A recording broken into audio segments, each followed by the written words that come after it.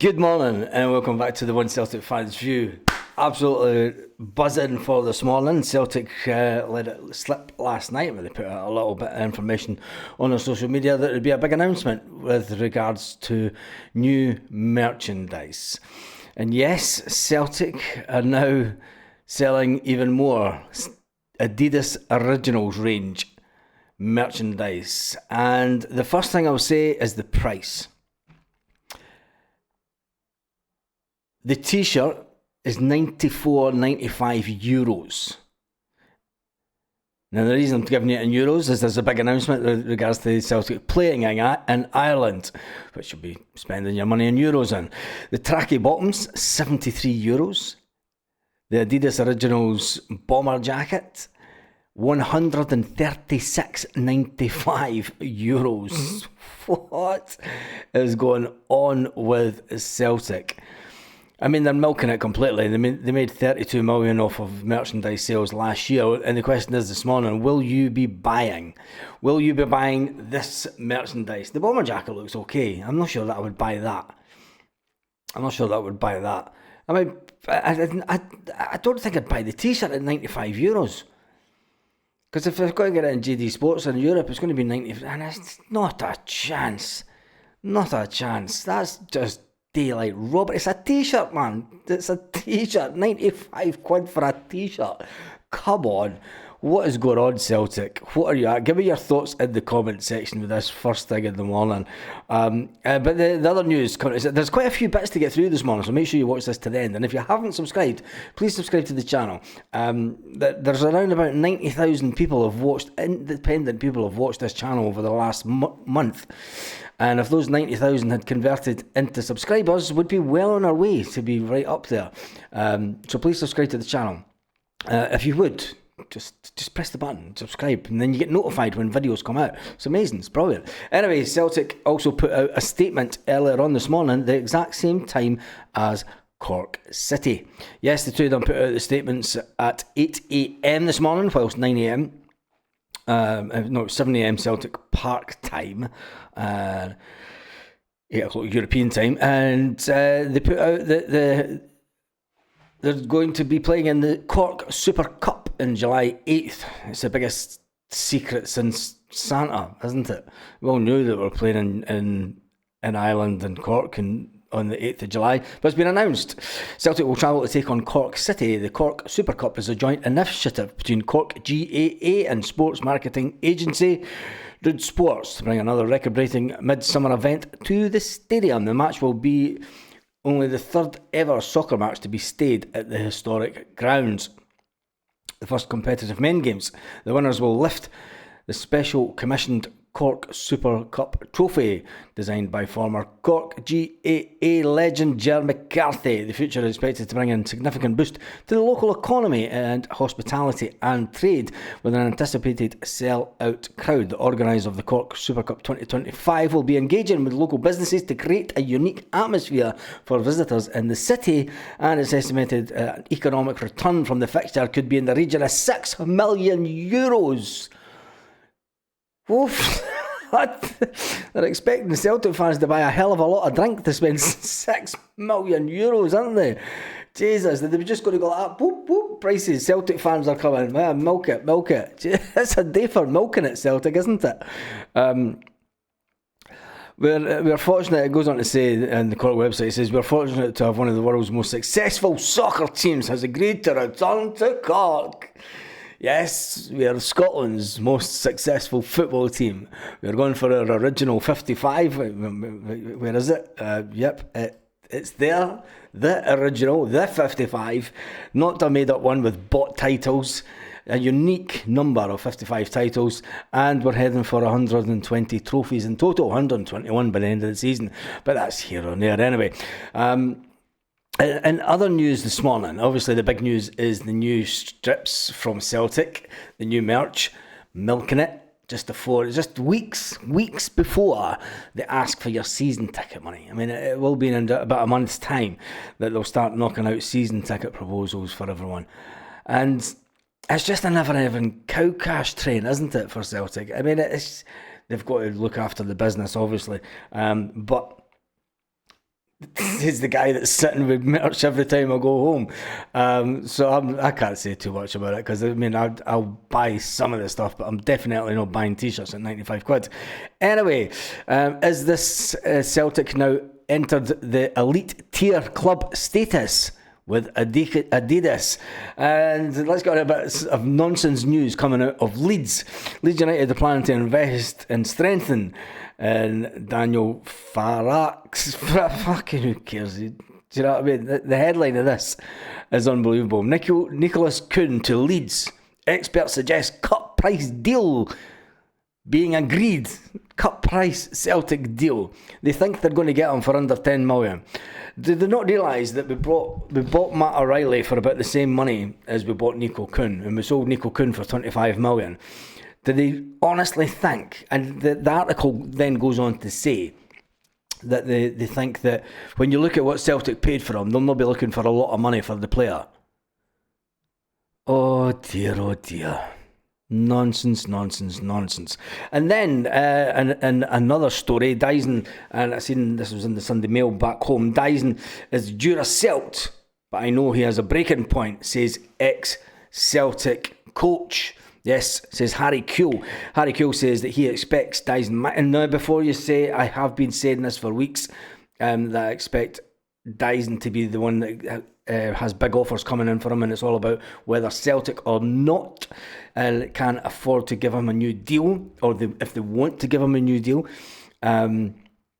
to keep him here another 2 or 3 years more. It would cost Celtic more in wages. They can afford it. I'm not sure what Dyson's on, but he's definitely not on anywhere near 30, 40 grand a week that he should be. And I think that if Celtic were to go out and try and do a new deal this summer, it would be brilliant, and it would put down a statement to the fans. But Harry Kewell says that he reckons that he will be the next player to leave Celtic for big money. Another news from the Korea Jongjang Daily. Yes, the Korea Jongjang Daily.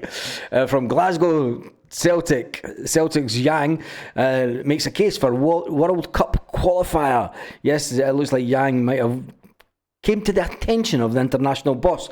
Yang's first Champions League assist, not enough, as Bayern Munich edged it 2-1. Celtic, Yang just bags goals, 2 goals and an assist in the 5-0 Scottish Cup rout. And then Yang nets his first goal of the season in a 3-3 draw with Dundee, were just some of the headlines that were coming out of this paper not so long ago. Yang only 22 years old, remember. Yang's only 22 years old. We sometimes forget about the age of the foreign players because they come in with a fancy name and a big expectation. When you look at Scottish players, and we've went over this before, anyone that's came through the system at Celtic tends to be at the age of 20, 18, 19 and 20 tend to get put out on loan to mature as a player. But there's Yang, he's been at Celtic for a couple of seasons now, and he's still only 22. Yang's not been playing more the second half of the season. He has demonstrated and proved attacking prowess that has allowed Celtic to convincing wings. Fuck it, it's Monday morning, he's a break. Including the 5-2 victory over St Mirren on Saturday, which he racked up 2 goals and 1 assist. Celtic manager Brendan Rodgers praised Yang on Saturday. He says that he's adapting to the intensity and pressure whilst his bird's here and he's getting into nookie. He's all happy. He's walking into this training like this. Yeah, man. And everybody knows what he got last night. Anyway, Yang's recent form is stark contrast to the 23-24 season when he struggled to impose his presence and ended up with just 1 goal across. He got 31 appearances. I don't believe that. Really? 31 appearances across all competitions last season? That's a fantastic number if he did. Anyway, Yang is a player that can score with the head, and you've got to say, the power that he scores with the header, he is a player that I think that now it's a big if the inevitability was to happen, that Dyson Maeda was to attract a big, massive offer from a club this summer, is Yang the man to step up and play? Oh dear. You know the way that Celtic will go. They've got a ready-made replacement in Yang, and can the Yang gang be the man to ultimately let us forget about Dyson Maida if he is sold in the summer? Now, don't shoot the messenger. I mean, it's just the one that Harry Kuehl did say. He knows that Dyson Maida does have a breaking point. Dyson Maida did take to social media at the weekend to say, and rest. That's all he put. It's been a hectic schedule, and you can understand why the players are looking forward to have no midweek games. It also gives Brendan Rodgers the opportunity to get back onto the training pitch and bring in a little bit of adjustments and show the players tactical changes that they're going to make between now and the end of the season to just get us over the line. This is at the time of the year when Brendan Rodgers said last year, he said, look, this is the time that we turn up the screw.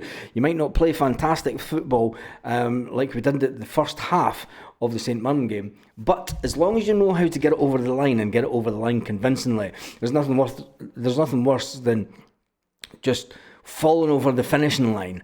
Brendan Rodgers wants this Celtic team to go out and perform at a high level to entertain the fans, to score as many goals as we can. And Brendan Rodgers looks like he's getting his wish with that scoreline at the weekend. Anyway, there was another article that I thought was quite funny. Celtic don't wear a watch. They decide the time. Scottish football dominators are so good, they set their own rules. Now that's just going to upset the natives. And there was a comment on the channel yesterday.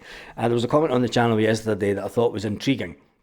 And it basically said that we need a strong Rangers.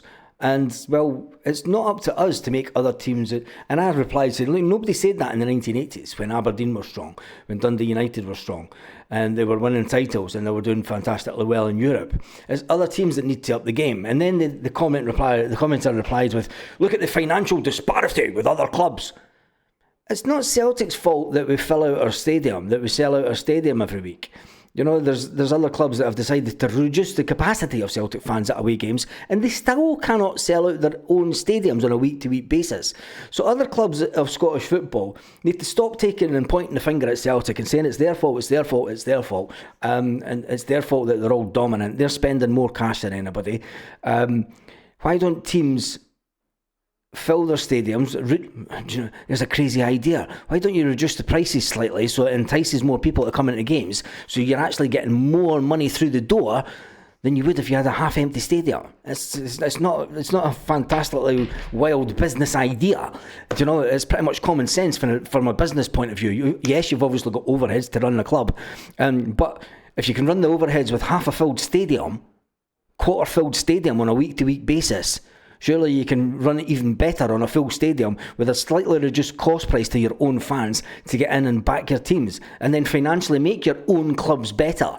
So other fans of other clubs out there that are complaining about the money that Celtic are making in the Champions League, merchandise, that comes with success.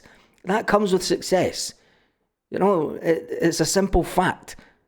You reinvest money. Other clubs in Scotland have been hanging off the coattails of derby fixtures and bringing in Celtic fans, and now that they're reducing the Celtic fans and you've got clubs now saying that they're struggling, you've got fans saying that it's Celtic's fault. Anyway, who cares about other teams? It's all about Celtic and when we can win the league again. And breathe. Anyway, Nico Kuhn at Leeds, they think they're going to get him on the cheap. Not a chance. Nico Kuhn's never going to Leeds. He's going to go to a top team that's, if he does leave in the summer, he's going to go to a top team that will get him recognised for playing in a top league and get him into that German team. He's not going to go down to a Leeds United, who may not even be in the English Premiership. I don't even fucking care. I'm more interested in Celtic. Leeds are just trying to grab onto their story because they think that there's something in it. And the fact that it's that Football Insider 247 who put out the complete utter nonsense, and everyone's breaking news, fucking news, exclusive. Piss off, you nonsense. Anyway, on that note, have an absolute fantastic day, Celtic fans. Everybody will be talking about the absolute new limited edition Irish Originals collections. Tell me your thought about the new Irish Originals collections on the same day that Celtic announced that they're away to play in Ireland. How to try and milk the Irish fans for as much as they can get, or has that just been just a little bit? Right, we all know, don't we? On that note, have an absolutely fantastic Monday. Yes, you right there.